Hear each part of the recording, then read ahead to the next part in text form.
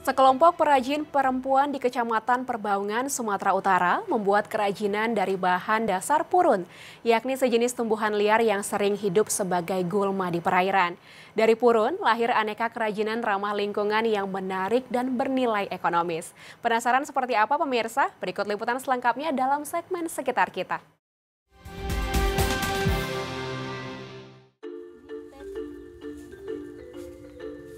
Purun, tanaman yang termasuk ke dalam jenis teki-tekian ini, umumnya tumbuh liar di dekat air, tepi sungai dan rawa gambut. Tanaman ini kerap dianggap sebagai gulma karena keberadaannya yang sering dianggap mengganggu tanaman pertanian. Nasti Purun, kelompok perajin purun yang berlokasi di Desa Cinta Air, Kecamatan Perbaungan, Sumatera Utara ini, sudah membuat berbagai macam kerajinan dari purun sejak 2018. Ada sekitar 10 orang perajin yang tergabung dalam kelompok perajin yang dipimpin oleh Rosnina Nasution ini.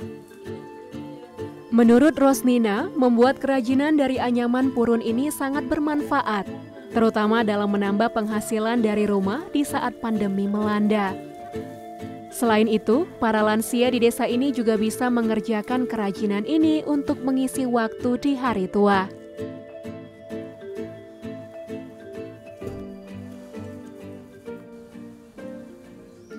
Nah, Ibu, mengapa Ibu tertarik untuk membuat kerajinan dari bahan dasar purun, Ibu? Awalnya kan ini dibuat tikar saja, tapi karena ada saingan tikar-tikar plastik itu, ini kurang lancar. Jadi saya coba inisiatif sendiri, coba buat tas, dompet, kerap-kerap yang souvenir gitu kan. Lumayan lah hasilnya, ininya sedikit tapi hasilnya banyak. Kalau tikar itu satu gulung itu kan banyak bahannya, cuma satu macam. Kalau ini enggak bermacam-macam. Kerajinan dari bahan dasar purun ini keunggulannya itu bisa tahan berapa lama sih, Bu, kerajinannya itu? Lama.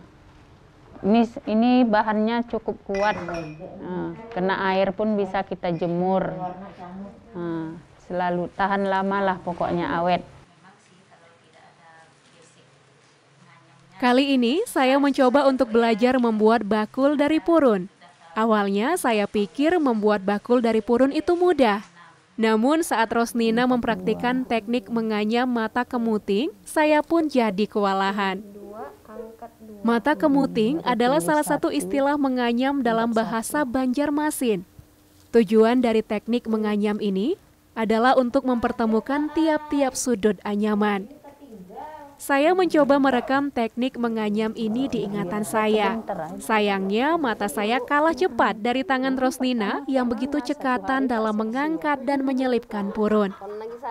Supaya bisa mahir, tampaknya saya masih harus banyak latihan lagi cara menganyam ala teknik mata kemuting.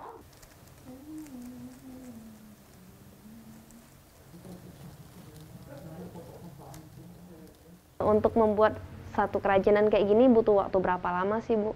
Kalau seperti ini 10 butir 10 buah dapat 1 hari. Kalau tikar lebih susah lagi, bisa kadang 2 hari. Setelah alas bakulnya sudah jadi, saya harus menyatukan keempat sudut anyaman. Nah, setelah semua sudut anyaman sudah menyatu, saya tinggal melanjutkan anyamannya ke atas sampai pada ketinggian yang diinginkan. Nah, selain dijadikan bakul, purun juga bisa dijadikan aneka kerajinan yang menarik loh pemirsa.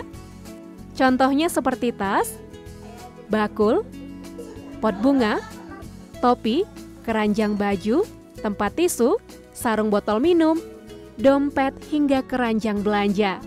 Semuanya begitu menarik pemirsa.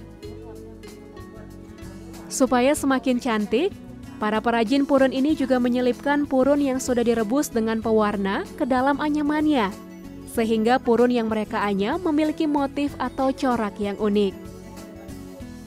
Tidak ketinggalan, mereka juga mendekorasi lapisan kerajinan purun dengan decoupage, atau seni menempel potongan kertas pada permukaan benda dengan media lem. Kemudian dilapisi dengan varnish, agar permukaan kertas terlihat menyatu dengan anyaman purun. Selain indah, Produk kerajinan berbahan dasar purun ini juga sangat ringan, nyaman, dan kuat saat digunakan. Harga aneka kreasi purun ini juga tidak mahal, mulai dari Rp10.000 hingga Rp150.000.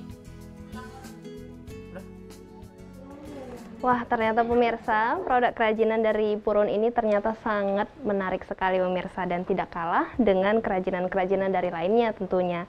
Nah, setelah ini saya akan mengunjungi salah satu pelanggan dari Nasti Purun untuk mengetahui kira-kira bagaimana sih tanggapannya tentang produk kerajinan dari purun ini pemirsa.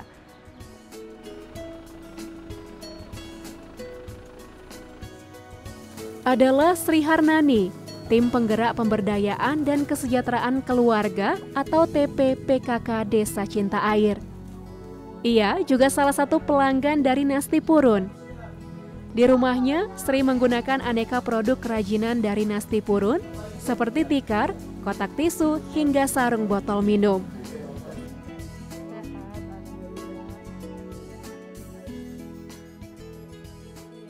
Gimana tanggapan Ibu tentang kerajinan yang terbuat dari purun ini, Ibu? Tanggapan saya, produk kerajinan di desa kami ini sangatlah bermanfaat untuk ibu-ibu, khususnya untuk para istri, bisa membantu ini ekonomi suami, ya kan. Terus bahannya pun ramah lingkungan, kayak tikar ini kalau ditidurin enak, dingin, adem, nggak mudah kusut dia. Cara membersihkannya pun mudah, dicuci, dijemur di bawah pohon, jangan langsung di bawah matahari karena cepat rusak. Kalau dia nyucinya, kita tahu cara nyucinya, dia tahan sampai bertahun-tahun tahan kalau tikar. Kayak ini juga tempat tisu. Tempatnya cantik, mudah dibuka, terus nggak mudah berabu juga. Kita ada abunya pun kita lap, mudah mengelapnya, nggak payah kita mencucinya kalau ini. Dengan sentuhan kreativitas, tanaman gulma seperti purun bisa disulap menjadi aneka kerajinan yang menarik sekaligus bernilai ekonomi.